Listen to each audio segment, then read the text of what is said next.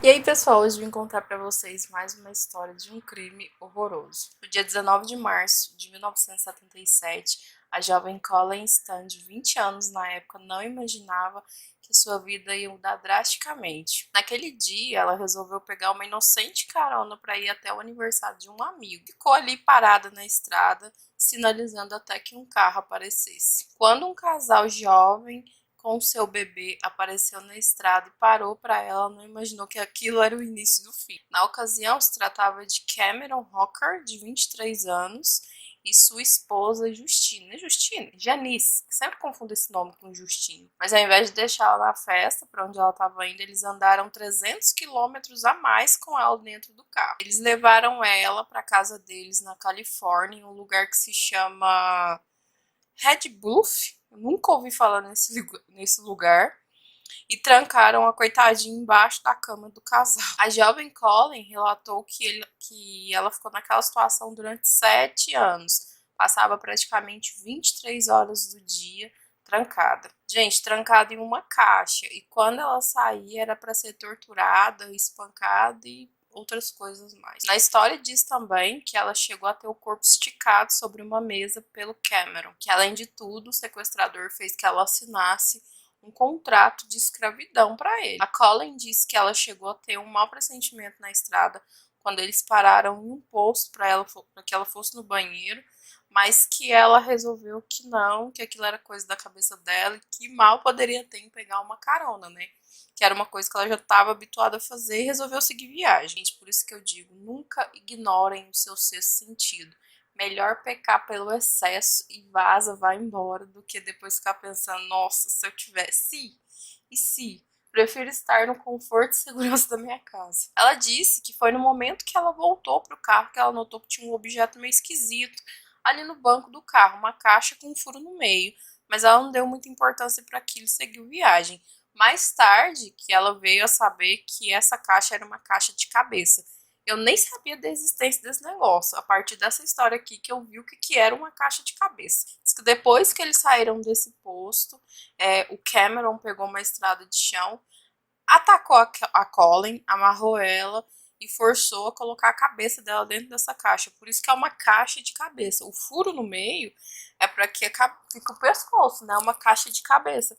E que essa caixa era feita de um material que a prova de som, então não adiantava ela gritar que ninguém ia escutar. Podia espernear o tanto que ela quisesse que ninguém ia ouvir. Antes de entrar para casa, a Colin foi amarrada no porão da casa deles, para depois eles colocarem ela dentro da casa também amarrada. Diz que no porão ela foi espancada, foi, vocês sabem o que, né? Que ela teve que assistir o casal depois disso fazendo coisas na frente dela para comemorar o seu sequestro. Gente, vocês estão entendendo aí o contexto do negócio, né? Tem certas palavras que eu não posso falar aqui no YouTube, senão ele vai, ó, tesourar meu vídeo.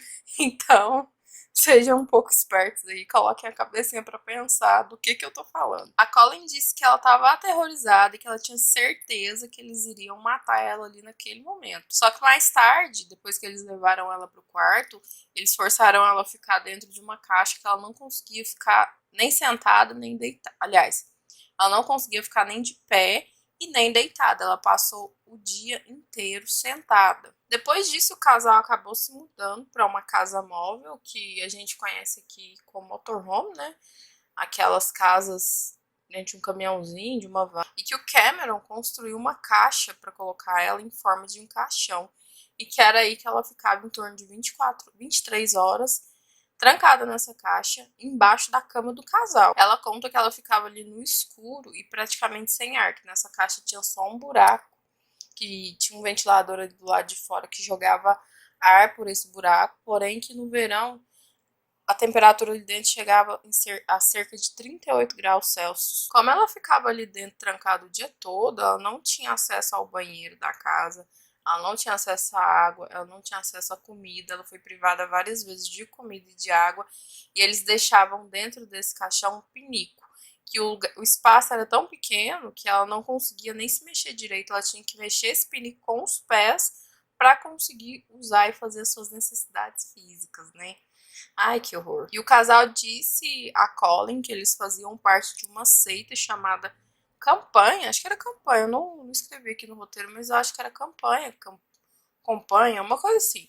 Mas eles disseram pra ela que eles faziam parte de uma seita e que se ela tentasse fugir, essa seita ia matar ela e a família, no caso, né? A Janice, que é a esposa do casal, disse pra ela que colocar o pé pra fora da casa era como se colocasse uma espingarda na cabeça. E por sua vez, o Cameron, que era o marido, no caso, da família ali, ameaçava a família dela. Cameron, como eu disse no início da história, fez ela assinar um contrato de escravidão. Nesse contrato, ela era obrigada a chamar ele de mestre e a esposa dele, Janice, de senhora. 3 anos depois do sequestro, eles levaram a Colin para visitar os pais dela, que acharam meio esquisito ela ter entrado para uma seita, que provavelmente foi a historinha que eles contaram ali por ela ter sumido, né?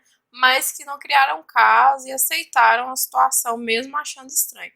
E se fosse a minha mãe, ela já tinha colocado o corpo de bombeiro, a polícia, a guarda, sei lá, a Polícia Federal atrás de mim. Eu não ia aceitar o meu sumiço assim tão fácil. Com o tempo, a Colin foi ganhando confiança deles e pôde transitar mais um pouco ali pela casa e podia até brincar com as crianças no jardim. Mas mesmo assim, ela não tentava fugir porque ela tinha muito medo dessa tal seita. Mais tarde, o Cameron resolveu que faria da Colin a sua segunda esposa e isso deixou a Janice, a esposa dele, enfurecida. E que por conta disso, ela abriu o jogo para Colin e disse para ela que não tinha seita nenhuma e também contou que ela era torturada e também aquela outra coisa desde quando ela conheceu o Cameron, isso quando ela tinha 15 anos. E que ele também forçou ela a assinar um contrato de escravidão. Em 1984, a Janice ajudou a Colin fugir, levando ela até uma estação de ônibus, deixando ela lá sozinha para ela se virar. Nisso, a Colin ligou pro Cameron e contou para ele que ela estava fugindo.